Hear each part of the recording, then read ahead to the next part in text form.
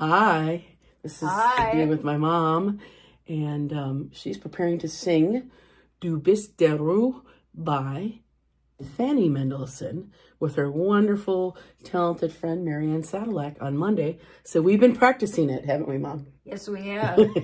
And a little tidbits about Fanny Mendelssohn. She was a composer from the 1800s, sister of composer Felix.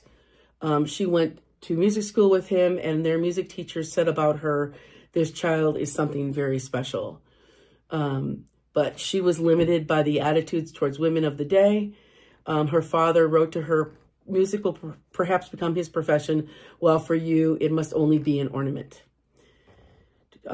Felix was supportive of her, but he was cautious about publishing her works in her own name. She composed over 466 pieces of music. Wow.